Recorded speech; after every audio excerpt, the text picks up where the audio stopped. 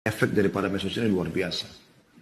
Saya berapa kali bertemu dengan orang, depan mata saya sendiri, mereka menangis, masih muda-muda. Ucapan mereka kepada saya ini, terima kasih Ustaz. Saya mengikuti ceramah Ustaz di YouTube, saya mengikuti ceramah Ustaz di Instagram. Sampai pernah saya di Bandung turun dari sebuah masjid, itu di masjid besar, Jami' pernah tablik akbar. Setelah jemaah bubar semua, saya keluar, ada satu anak muda nunggu di tangga. Di bawah sekali saya turun, begitu saya turun mau menuju ke mobil, saya ke kanan, dia ke kanan. Saya kira dia kayak menghadang saya. Terus saya tanya, ada apa akhi? Langsung dia bilang sama saya, Ustaz, boleh nggak saya peluk Ustaz? Tentu ini laki-laki ya. Saya bilang ya silakan. Begitu saya peluk dia, dia nangis terisak-isak. Terisak-isak kayak orang yang luar biasa nangis. Terseduh-seduh gitu ya. Terus saya tenangkan, tenang akhi, tenang. Kenapa? Dia bilang, Ustaz terima kasih. Dia. Saya berubah justru karena dengar ceramahnya Ustaz. Saya sendiri merinding pada saat itu. Subhanallah, saya tidak pernah kenal orang ini. Saya tidak pernah tahu dia.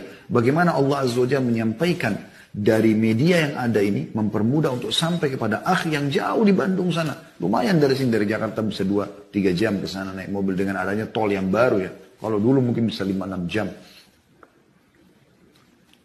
Kemudian dia bilang sama saya, sambil dia menangis, dia mengatakan, orang sampai mengira saya gila Ustaz. Saya berubah total. Dari orang yang tidak kenal Allah, tidak sholat, saya berubah. Kemudian setelah itu dia bilang, bukan cuma itu Ustaz. Dia bilang, saya baru saja menikah. Sambil dia nangis nih, sambil dia tertawa subhanallah. Setelah itu dia tertawa, dia mengatakan, saya masih mengingat perkataan Ustaz. Kenapa nggak nikah nih bujang-bujang? Apakah menunggu Dajjal keluar? Sambil dia tertawa. Saya pernah bercanda begitu di pengajian kepada para teman-teman yang belum menikah. Subhanallah. Pengaruhnya luar biasa dan banyak sekali orang seperti itu.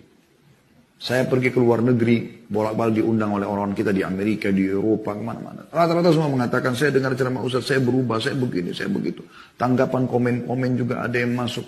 Dan netizen bagaimana mereka mendapatkan petunjuk. Subhanallah, berarti ini sebuah pelajaran dan ibrah teman-teman. Bahwasanya kita kalau menunggangi medsos ini, untuk kita menuntut ilmu kita dapat manfaat, untuk kita menyebarkan juga ilmu kita dapat manfaat. Berapa banyak orang yang berubah tanpa kita tahu. Subhanallah, itu jadi ajang pahala buat kita. Baik, saya akan tutup teman-teman dengan pentingnya beberapa langkah kalau Anda sudah punya medsos. Yang pertama, ikhlaskan niat karena Allah Subhanahu wa taala. Ikhlaskan niat. Karena niat memang ikhlas dalam segala hal harus penting, di nomor satu kan. Karena kata Nabi SAW, Inna Allah la yaqbalu amalan illa ma kana khalisan liwajhi. Dalam hadits Abu Daud, ya, Allah tidak akan menerima amal kecuali yang ikhlas karenanya.